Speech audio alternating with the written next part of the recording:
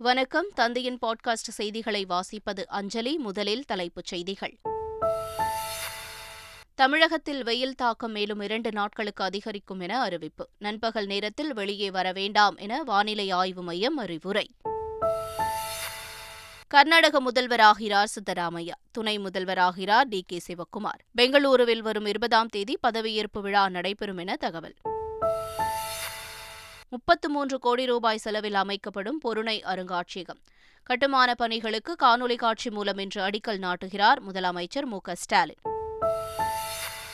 விஷசாராய உயிரிழப்பு தொடர்பாக ஆளுநர் ஆர்.என்.ரவியிடம் புகார் அளிக்க அதிமுக முடிவு. எம்எல்ஏக்களுடன் சென்று ஆளுநரை சந்திக்கிறார் அதிமுக பொதுச் செயலாளர் எடப்பாடி பழனிசாமி. ஜல்லிக்கட்டு போட்டிகளை அனுமதிக்கும் தமிழ்நாடு அரசின் அவசர சட்டத்தை ரத்து செய்யக் கோரி தாக்கல் செய்த மனுக்கள். உச்சநீதிமன்ற அரசியல் சாசன அமர்வு இன்று தீர்ப்பு வழங்குகிறது. ஒடிசாவில் வந்தே பாரத் ரயில் சேவையை பிரதமர் மோடி இன்று துவக்கி வைக்கிறார். 8000 கோடி ரூபாய் மதிப்பிலான பல்வேறு திட்டங்களுக்கும் அடிக்கல் நாட்டுகிறார். சத்தீஸ்கர் மாநிலத்தில் 4400 கோடி ரூபாய் அளவுக்கு மதுபான ஊழல் நடைபெற்றதாக குற்றச்சாட்டு. முன்னாள் முதலமைச்சர் ராமன் சிங் வீட்டின் முன்பு உருவ பொம்மையை எரித்து போராட்டம். ஐபிஎல் லீக் போட்டியில் டெல்லி அணி வெற்றி. பரபரப்பான ஆட்டத்தில் பஞ்சாப் அணியை 15 ரன்கள் வித்தியாசத்தில் வீழ்த்தியது. இனி விரிவான செய்திகள். கர்நாடக மாநில புதிய முதலமைச்சராக காங்கிரஸ் மூத்த தலைவர் சித்தராமையாவும் அக்கட்சியின் மாநில தலைவர் டி.கே. சிவக்குமார் துணை முதலமைச்சராகவும் பதவியேற்க உள்ளதாக தகவல் வெளியாகியுள்ளது. கர்நாடக சட்டப்பேரவைத் தேர்தலில் காங்கிரஸ் கட்சி வெற்றி பெற்ற போதிலும் முதலமைச்சரை தேர்வு செய்வதில் தொடர்ந்து இழுபறி நீடித்து வந்த நிலையில் டெல்லி சென்ற சித்தராமையாவும் சிவக்குமாரும் காங்கிரஸ் தலைவர் மல்லிகார்ஜுன கார்கே உள்ளிட்டோரை சந்தித்து பேசினர். ஆனாலும் எந்த முடிவும் எடுக்காத நிலையில் நள்ளிரவு 2:30 மணி அளவில் கருத்தொற்றுமை ஏற்பட்டு சித்தராமையா முதலமைச்சராக அறிவிக்கப்பட்டார். பதவியேற்பு விழா பெங்களூரில் வரும் 20ஆம் தேதி நடைபெறும் என்றும் காங்கிரஸ் எம்எல்ஏக்களின் கூட்டம் பெங்களூருவில் இன்று இரவு 7 மணிக்கு நடைபெறும் என்றும் தெரிவிக்கப்பட்டுள்ளது. பொருணை அருங்காட்சியகம் கட்டுமான பணிகளுக்கு முதலமைச்சர் மு.க.ஸ்டாலின் இன்று காணொலி காட்சி வாயிலாக அடிக்கல் நாட்டுகிறார். பொருணை நாகரிகத்தின் வாழ்வியலை அடிப்படையாக கொண்டு விளங்கும் தாமிரபரணி நதிக்கரையில் ஆதிச்சநல்லூர், கொர்க்கை, சிவகளை உள்ளிட்ட இடங்களில் மேற்கொண்ட அகழாய்வில் கிடைத்த பொருட்களை காட்சிப்படுத்த உலகத் தரத்திலான பொருணை அருங்காட்சியகம் அமைக்கப்படும் என்று முதலமைச்சர் ஸ்டாலின் அறிவிப்பு வெளியிட்டிருந்தார். 33 கோடியே 2 லட்சம் ரூபாய் மதிப்பீட்டில் அருங்காட்சியகம் கட்டுவதற்கான விரிவான திட்ட அறிக்கை தயார் செய்யப்பட்டு பொதுப்பணித்துறை மூலம் கட்டுமான பணிகள் மேற்கொள்ளப்பட உள்ளன. இந்நிலையில் அருங்காட்சியக கட்டுமான பணிகளுக்கு முதலமைச்சர் ஸ்டாலின் இன்று காணொலி காட்சி வாயிலாக அடிக்கல் நாட்டுகிறார். 13 ஏக்கர் பரப்பளவில் அமையும் இந்த அருங்காட்சியகத்தில் அகழாய்வில் கண்டெடுக்கப்பட்டுள்ள முதுமக்கள் தாழிகள், வளையல்கள், சுடுமண் பொம்மைகள், இரும்பு, தாமிரம் உள்ளிட்ட உலோகப் பொருட்கள், நாணயங்கள், பல வகை பானை ஓடுகள் ஆகியவை காட்சிப்படுத்தப்பட உள்ளன. தமிழ்நாட்டில் கள்ளசாராய தடுப்பு நடவடிக்கைகள் குறித்து முதலமைச்சர் மு.க.ஸ்டாலின் தலைமையில் காவல்துறை மற்றும் மதுவிலக்கு ஆயத்தீர்வைத்துறை உயர் அலுவலர்களுடன் ஆய்வுக் கூட்டம் சென்னை தலைமைச் செயலகத்தில் நடைபெற்றது. அப்போது பேசிய முதலமைச்சர் ஸ்டாலின் கள்ளசாராயம், போதைப்பொருள் தடுப்பு தொடர்பாக திங்கள்தோறும் ஆய்வுக் கூட்டம் நடத்தி முதலமைச்சர் அலுவலகத்திற்கு அறிக்கை அனுப்பிட வேண்டும் என்று மாவட்ட ஆட்சியர்களுக்கு அறிவுறுத்தினார். கள்ளசாராயம் மற்றும் போதைப் பொருட்களால் ஏற்படும் தீமைகள் குறித்து பொதுமக்களிடையே விழிப்புணர்வை ஏற்படுத்திட வேண்டும் என்றும், தொழிற்சாலைகளில் எரிசாராயம் மற்றும் மெத்தனால் பயன்பாட்டை கண்காணித்து அது விஷசாராயம் காய்ச்சுவதற்கு பயன்படுத்தப்படாமல் இருப்பதை காவல்துறை மற்றும் கலால் உதவி ஆணையர் கண்காணிக்க வேண்டும் என்றும் முதலமைச்சர் ஸ்டாலின் அறிவுறுத்தினார்.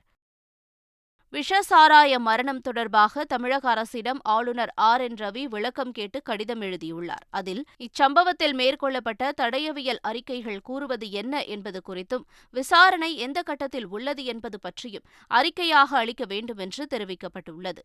தமிழகத்தில் விஷசாராயம் இல்லை என்றால் 2000 பேரை கைது செய்ய அவசியம் ஏன் நேரிட்டது என்று கேள்வி எழுப்பியுள்ள ஆளுநர், அவர்கள் கைது செய்யப்பட்டதற்கான காரணங்கள் என்ன என்பதை விளக்கமான அறிக்கையாக தர வேண்டும் என்று அக்கடிதத்தில் தெரிவித்துள்ளார்.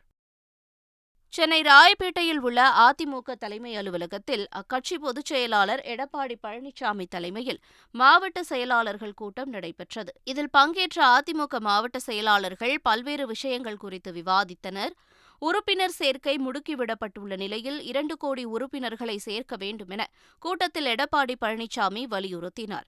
விஷ சாராயம் குடித்து 22 பேர் உயிரிழந்தது தொடர்பாக விரைவில் ஆளுநரை சந்தித்து மனு கொடுக்க அதிமுக மாவட்ட செயலாளர்கள் கூட்டத்தில் முடிவு எடுக்கப்பட்டது. பின்னர் செய்தியாளர்களிடம் பேசிய அதிமுக முன்னாள் அமைச்சர் ஜெயக்குமார், விஷசாராய விவகாரத்தில் தமிழக அரசு கண்டிப்பாக ஆளுநருக்கு விளக்கமளிக்க வேண்டும் என்று கூறினார். திண்டுக்கல் மாவட்டம் வத்தலகுண்டு பேருந்து நிலையம் அருகே உள்ள 2 டாஸ்மாக் மதுக்கடைகளை அகற்றக்கோரி பாஜக சார்பில் கண்டன ஆர்ப்பாட்டம் நடைபெற்றது. மக்கள் அதிகம் நடமாடும் அந்த பகுதியில் அடுத்தடுத்து 2 டாஸ்மாக் கடைகள் மற்றும் பார்கள் செயல்பட்டு வருவதால் அவ்வழியே அச்சத்துடன் செல்வதாக பொதுமக்கள் புகார் தெரிவித்தனர். இந்நிலையில் அந்த 2 டாஸ்மாக் மதுக்கடைகளையும் உடனடியாக அகற்றக்கோரி பாஜக சார்பில் கண்டன ஆர்ப்பாட்டம் நடைபெற்றது. அதில் ஏராளமானோர் கலந்து கொண்டனர். சென்னை ஆவடி அருகே தமிழ்நாட்டு வீட்டு வசதி வாரியம் குடியிருப்பு பகுதியில் உள்ள மின்கம்பத்தில் தீ விபத்து ஏற்பட்டது. மின்கசிவால் கம்பத்திலிருந்த கேபிள்கள் கொழுந்துவிட்டு எரிய துவங்கியது. இதனை கண்டு அதிர்ச்சியடைந்த அப்பகுதி மக்கள் தீயணைப்புத் துறைக்கும் மின்சார வாரியத்திற்கும் தகவல் தெரிவித்தனர். மின் ஊழியர்கள் விரைந்து வந்து மின் இணைப்பை துண்டித்தனர். மேலும் தீயணைப்பு வீரர்கள் வருகை தந்து தீயை கட்டுப்படுத்தினர். இச்சம்பவத்தால் அப்பகுதியில் பரபரப்பு ஏற்பட்டது. சென்னை அடுத்த மாமல்லபுரம் அருகே அமைச்சரின் கார் மோதி இருசக்கர வாகனத்தில் சென்ற புதுமண தம்பதியரில் கணவர் சம்பவ இடத்திலேயே உயிரிழந்தார். மனைவி படுகாயங்களுடன் செங்கல்பட்டு அரசு மருத்துவமனையில் அனுமதிக்கப்பட்டார். கடலூரை சேர்ந்த ஜான்சன் என்பவர் தனது மனைவியுடன் சென்னையில் உள்ள மாமியார் வீட்டிற்கு இருசக்கர வாகனத்தில் சென்றபோது விபத்தில் சிக்கி பரிதாபமாக உயிரிழந்தார். மயிலாடுதுறை சென்ற அமைச்சர் மெய்யநாதனை அழைத்து வர ஓட்டுநர் தனியாக காரை ஓட்டி சென்றபோது இந்த விபத்து நிகழ்ந்ததாக போலீஸ் தரப்பில் தெரிவிக்கப்பட்டது. இந்த விபத்து குறித்து போலீசார் வழக்கு பதிவு செய்து விசாரணை மேற்கொண்டு வருகின்றனர். 14 பழமையான கடத்தல் சிலைகளை பறிமுதல் செய்த சிலை கடத்தல் தடுப்பு பிரிவு போலீசாருக்கு டிஜிபி சைலேந்திரபாபு பரிசுத் தொகை வழங்கி பாராட்டினார். சென்னை ராஜா அண்ணாமலைபுரம் பகுதியில் 100 முதல் 300 ஆண்டுகள் பழமையான 14 சிலைகள், தஞ்சாவூர் ஓவியங்கள், மர சிற்பங்கள் ஆகியவற்றை சிலை கடத்தல் தடுப்பு பிரிவு போலீசார் அதிரடியாக பறிமுதல் செய்தனர். விசாரணையில் சிலை கடத்தல் மன்னன் தீனதயாளனிடமிருந்து இந்த சிலைகள் வாங்கப்பட்டதாக தெரியவந்தது. இதனிடையே திறம்பட விசாரணை செய்து பழங்கால சிலைகள் மற்றும் ஓவியங்கள் ஆகியவற்றை பறிமுதல் செய்த சிலை கடத்தல் தடுப்பு பிரிவு ஏடிஜிபி சைலேஷ்குமார் யாதவ் மற்றும் டிஎஸ்பி முத்துராஜா தலைமையிலான தனிப்படை போலீசாருக்கு டிஜிபி சைலேந்திரபாபு பரிசுத் தொகை வழங்கி பாராட்டினார். கன்னியாகுமரி கடற்கரையில் சூரியன் மறையும் நிகழ்வை மொரீஷியஸ் அதிபர் தனது குடும்பத்தினருடன் கண்டுகளித்தார். 2 நாள் பயணமாக கன்னியாகுமரி வந்துள்ள மொரீஷியஸ் அதிபர் பிருத்விராஜ் சிங் ரூபன் கன்னியாகுமரி கடற்கரையில் சூரியன் மறையும் நிகழ்வை தனது குடும்பத்தினருடன் கண்டுகளித்தார். அப்போது அவர் அங்கு செல்ஃபியும் புகைப்படமும் எடுத்துக் கொண்டார். இதனையொட்டி கன்னியாகுமரி கடற்கரையில் பலத்த பாதுகாப்பு போடப்பட்டிருந்ததும் குறிப்பிடத்தக்கது. திருச்செந்தூர் சுப்பிரமணிய சுவாமி கோயிலில் ஆந்திர அமைச்சர் ரோஜா தனது குடும்பத்தினருடன் சுவாமி தரிசனம் செய்தார். அவருக்கு பூரண கும்ப மரியாதை வழங்கப்பட்டது. பின்னர் செய்தியாளர்களுக்கு பேட்டியளித்த அவர், ஆந்திராவில் அடுத்த ஆண்டு நடைபெறும் சட்டப்பேரவைத் தேர்தலில் 175 தொகுதிகளிலும் தங்கள் கட்சியே வெற்றி பெறும் என்று கூறினார். நடிகர் ரஜினிகாந்தை விமர்சிப்பது குறித்து செய்தியாளர்கள் கேள்வி எழுப்பியதற்கு குலவை சத்தமிட்டு ரோஜா மழுப்பி சென்றார். வைகாசி மாத பிரதோஷ தினத்தை முன்னிட்டு திருவண்ணாமலை அண்ணாமலையார் கோயிலில் உள்ள பெரிய நந்திக்கு சிறப்பு அபிஷேகம் மற்றும் ஆராதனை நடைபெற்றது. வைகாசி மாத பிரதோஷ தினத்தையொட்டி திருவண்ணாமலை அண்ணாமலையார் கோயிலில் உள்ள பெரிய நந்திக்கு அரிசி மாவு, மஞ்சள் தூள், பஞ்சாமிர்தம் உள்ளிட்ட பல்வேறு பொருட்களை கொண்டும் 1000 லிட்டர் பாலை கொண்டும் சிறப்பு அபிஷேகம் செய்யப்பட்டது. தொடர்ந்து சிறப்பு அலங்காரம் செய்யப்பட்டு பஞ்சமுக தீபாரதனையும் காட்டப்பட்டது. இதில் திரளான பக்தர்கள் பங்கேற்று சுவாமி தரிசனம் செய்தனர். தஞ்சாவூரில் ஒரு இளைஞர் தலைக்கவசமின்றி இருசக்கர வாகனத்தில் வெயில் தாக்கத்தினால் பக்கெட்டிலிருந்து தண்ணீரை தலையில் ஊற்றியபடி ஆபத்தான பயணம் மேற்கொண்டார். இந்த காட்சி சமூக வலைதளங்களில் பரவியது. இதையடுத்து வீடியோ பதிவிட்ட இருவருக்கும் போலீசார் தலா 2000 ரூபாய் அபராதம் விதித்து எச்சரித்து அனுப்பினர். தமிழகத்தில் வெயிலின் தாக்கம் மேலும் 2 நாட்களுக்கு அதிகரிக்கும் என்று வானிலை ஆய்வு மையம் தெரிவித்துள்ளது. சென்னை உள்ளிட்ட பல ஊர்களில் அக்னி வெயில் சுட்டெரித்து வரும் நிலையில் தென்காசி மாவட்டம் சங்கரன்கோவில் மற்றும் சுற்றுவட்டார பகுதியில் கனமழை கொட்டித் தீர்த்தது. நீலகிரி மாவட்டம் ஊட்டி மற்றும் சுற்றுவட்டார பகுதியில் பெய்த கனமழையால் பொதுமக்கள் மற்றும் சுற்றுலா பயணிகள் மகிழ்ச்சி அடைந்தனர். இதனிடையே தலைநகர் டெல்லியில் நேற்றிரவு இடி மின்னலுடன் கனமழை பெய்தது. இதனால் வெயில் தாக்கம் குறைந்து இதமான தட்பவெப்பநிலை நிலவியதால் பொதுமக்கள் மகிழ்ச்சி அடைந்தனர். ஒடிசாவில் 8000 கோடி ரூபாய் மதிப்பிலான புதிய ரயில்வே திட்டங்களை பிரதமர் நரேந்திர மோடி இன்று காணொலி காட்சி மூலம் தொடங்கி வைத்தார். இந்த நிகழ்வின் போது பூரி ஹவுரா இடையே வந்தே பாரத் எக்ஸ்பிரஸ் ரயிலை பிரதமர் கொடியசைத்து தொடங்கி வைக்கிறார். அதனைத் தொடர்ந்து பூரி கட்டாக் ரயில் நிலையங்களின் புனரமைப்பு பணிகளுக்கு பிரதமர் அடிக்கல் நாட்டுகிறார். மேலும் ஒடிசாவில் 100% மின்மயமாக்கப்பட்ட ரயில்வே வழித்தடத்தையும் பிரதமர் மோடி நாட்டுக்கு அர்ப்பணிக்கிறார். புதிதாக இரட்டை ரயில் தடம், புதிய அகல ரயில் பாதை ஆகியவற்றையும் பிரதமர் மோடி நாட்டுக்கு அர்ப்பணிக்கிறார். இதேபோல டெல்லியில் உள்ள பிரகதி மைதானத்தில் சர்வதேச அருங்காட்சியக கண்காட்சியை பிரதமர் நரேந்திர மோடி இன்று தொடங்கி வைக்கிறார். ஜல்லிக்கட்டுக்கு எதிரான மனுக்கள் மீதான தீர்ப்பை உச்சநீதிமன்றம் இன்று அறிவிக்கவுள்ளது. ஜல்லிக்கட்டு போட்டிகளை அனுமதிக்கும் தமிழ்நாடு அரசின் அவசர சட்டத்தை ரத்து செய்யக் கோரி விலங்குகள் நல வாரியம், பீட்டா உள்ளிட்ட அமைப்புகள் தாக்கல் செய்த மனுக்களை உச்சநீதிமன்ற நீதிபதி கே.எம். ஜோசப் தலைமையிலான அரசியல் சாசன அமர்வு கடந்த 23ஆம் தேதி தொடங்கி விசாரித்தது. அனைத்து தரப்பு வாதங்களையும் பதிவு செய்து கொண்ட உச்சநீதிமன்ற அரசியல் சாசன அமர்வு மனுக்கள் மீதான தீர்ப்பை தேதி குறிப்பிடாமல் ஒத்திவைத்தது. இந்நிலையில் இந்த மனுக்கள் மீதான தீர்ப்பை உச்சநீதிமன்றம் இன்று வழங்க உள்ளது.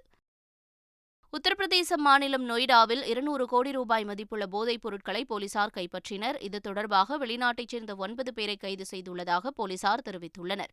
ரசாயன பொருட்களை தயாரிப்பது போல லேப் உள்ளிட்டவற்றை அமைத்து அவர்கள் போதைப் பொருட்களை தயாரித்து வந்ததாகவும் அவை அனைத்தையும் பறிமுதல் செய்துள்ளதாகவும் போலீசார் தெரிவித்தனர். சத்தீஸ்கர் மாநிலம் ராய்ப்பூர் நகரில் உள்ள முன்னாள் முதலமைச்சர் ராமன் சிங் வீடு முன்பு திரண்டு இந்திய தேசிய மாணவர் அமைப்பினர் போராட்டத்தில் ஈடுபட்டனர். ராமன் சிங் பதவிக்காலத்தில் 4400 கோடி ரூபாய் மதுபான ஊழல் நடைபெற்றதாக கூறி ஆவேசமாக முழக்கமிட்ட அவர்கள் போலீசாரின் தடுப்பை மீறி ராமன் சிங் வீட்டிற்குள் நுழைய முயன்றனர். பின்னர் அவரது உருவ பொம்மை தீயிட்டு கொளுத்தினர். இதனால் அப்பகுதியே மிகவும் பரபரப்பானது. கர்நாடக மாநிலம் பெங்களூருவில் தனியார் சொகுசு பேருந்து திடீரென தீப்பிடித்து எரிந்ததால் பரபரப்பு ஏற்பட்டது. துர்கா பரமேஸ்வரி கோயில் அருகே சென்ற அந்த சொகுசு பேருந்து தீப்பிடித்து எரிந்ததால் மக்கள் அலறியடித்து ஓட்டம் பிடித்தனர். கரும்புகையுடன் பற்றி எரிந்த பேருந்தின் தீயை தீயணைப்பு வீரர்கள் போராடி அணைத்தனர். தீ விபத்தில் பேருந்து முற்றிலும் எரிந்து சேதமானது. உத்தரப்பிரதேச மாநிலம் காசியாபாத் அருகே உள்ள நூல் தொழிற்சாலையில் பயங்கர தீ விபத்து ஏற்பட்டது. இதனால் தொழிற்சாலையின் பெரும் பகுதி முற்றிலும் எரிந்து கருகியது. தகவல் அறிந்த தீயணைப்புத் துறையினர் சம்பவ இடத்திற்கு விரைந்து தீயை அணைக்க போராடினர். ஆனாலும் தீயை முழுமையாக அணைக்க முடியாமல் திணறினர். விபத்துக்கான காரணம் குறித்து போலீசார் விசாரணை நடத்தி வருகின்றனர். இத்தாலியில் கடும் மழை வெள்ளத்தால் பாதிக்கப்பட்ட ஆயிரக்கணக்கானோர் மீட்கப்பட்டு பாதுகாப்பான இடங்களில் தங்க வைக்கப்பட்டனர். அந்நாட்டின் வடக்கே எமிலியா பகுதியில் கடும் மழை வெள்ளத்தில் சிக்கி 3 பேர் உயிரிழந்துள்ளதாக உள்ளூர் அதிகாரிகள் தெரிவித்துள்ளனர். 14 ஆறுகளில் கரை உடைந்து வெள்ளப்பெருக்கு ஏற்பட்டுள்ளதாகவும் வீடுகள், சாலைகள் உள்ளிட்டவை சேதமடைந்துள்ளதாகவும் அதிகாரிகள் தெரிவித்துள்ளனர். மழை வெள்ளத்தில் பாதிக்கப்பட்டோரை ரப்பர் படகுகள் மற்றும் ஹெலிகாப்டர் மூலம் காப்பாற்றும் பணிகளில் தீயணைப்புத் துறையினர் தீவிரமாக ஈடுபட்டுள்ளனர். ஐபிஎல் தொடரில் டெல்லிக்கு எதிரான பரபரப்பான ஆட்டத்தில் பஞ்சாப் அணி போராடி தோல்வியடைந்தது. ஐபிஎல் தொடரின் 64வது போட்டியில் பஞ்சாப் மற்றும் டெல்லி அணிகள் மோதின. முதலில் பேட் செய்த டெல்லி அணி 20 ஓவர்களில் 213 ரன்கள் குவித்தது. தொடர்ந்து களமிறங்கிய பஞ்சாப் அணி இறுதி ஓவரில் வெற்றி பெற 33 ரன்கள் தேவைப்பட்ட நிலையில் இறுதி வரை போராடியது. லிவிங்ஸ்டோன் 94 ரன்கள் எடுத்த நிலையிலும் பஞ்சாப் அணி போராடி 15 ரன்கள் வித்தியாசத்தில் தோல்வியடைந்தது. சென்னை சேப்பாக்கம் மைதானத்தில் வருகிற 23, 24ஆம் தேதிகளில் பிளே ஆஃப் சுற்றுப் போட்டிகள் நடைபெறவுள்ளன. இந்நிலையில் இந்த போட்டிகளுக்கான டிக்கெட் விற்பனை இன்று நண்பகல் 12 மணியளவில் ஆன்லைன் வாயிலாக தொடங்க உள்ளதாக ஐபிஎல் நிர்வாகம் அறிவித்துள்ளது. இதுவரை சேப்பாக்கத்தில் நடைபெற்ற லீக் போட்டிகளுக்கு கவுண்டரிலும் ஆன்லைன் மூலமாகவும் டிக்கெட் விற்பனை செய்யப்பட்ட நிலையில் பிளே ஆஃப் போட்டிகளுக்கான டிக்கெட் விற்பனை ஆன்லைனில் மட்டுமே நடைபெறவுள்ளது குறிப்பிடத்தக்கது. மீண்டும் தலைப்புச் செய்திகள். தமிழகத்தில் வெயில் தாக்கம் மேலும் 2 நாட்களுக்கு அதிகரிக்கும் என அறிவிப்பு. நண்பகல் நேரத்தில் வெளியே வர வேண்டாம் என வானிலை ஆய்வு மையம் அறிவுரை. கர்நாடக முதல்வராகிறார் சித்தராமையா. துணை முதல்வராகிறார் டி.கே. சிவக்குமார். பெங்களூருவில் வரும் 20ஆம் தேதி பதவியேற்பு விழா நடைபெறும் என தகவல். 33 கோடி ரூபாய் செலவில் அமைக்கப்படும் பொருணை அருங்காட்சியகம். கட்டுமான பணிகளுக்கு காணொலி காட்சி மூலம் இன்று அடிக்கல் நாட்டுகிறார் முதலமைச்சர் மு.க. ஸ்டாலின். விஷசாராய உயிரிழப்பு தொடர்பாக ஆளுநர் ஆர்.என். ரவியிடம் புகார் அளிக்க அதிமுக முடிவு. எம்எல்ஏக்களுடன் சென்று ஆளுநரை சந்திக்கிறார் அதிமுக பொதுச் செயலாளர் எடப்பாடி பழனிசாமி. ஜல்லிக்கட்டு போட்டிகளை அனுமதிக்கும் தமிழ்நாடு அரசின் அவசர சட்டத்தை ரத்து செய்யக் கோரி தாக்கல் செய்த மனுக்கள். உச்சநீதிமன்ற அரசியல் சாசன அமர்வு இன்று தீர்ப்பு வழங்குகிறது. ஒடிசாவில் வந்தே பாரத் ரயில் சேவையை பிரதமர் மோடி இன்று துவக்கி வைக்கிறார். 8000 கோடி ரூபாய் மதிப்பிலான பல்வேறு திட்டங்களுக்கும் அடிக்கல் நாட்டுகிறார். சத்தீஸ்கர் மாநிலத்தில் 4400 கோடி ரூபாய் அளவுக்கு மதுபான ஊழல் நடைபெற்றதாக குற்றச்சாட்டு. முன்னாள் முதலமைச்சர் ராமன் சிங் வீட்டின் முன்பு உருவ பொம்மையை எரித்து போராட்டம். IPL லீக் போட்டியில் டெல்லி அணி வெற்றி. பரபரப்பான ஆட்டத்தில் பஞ்சாப் அணியை 15 ரன்கள் வித்தியாசத்தில் வீழ்த்தியது. இத்துடன் பாட்காஸ்ட் செய்திகள் நிறைவடைகின்றன.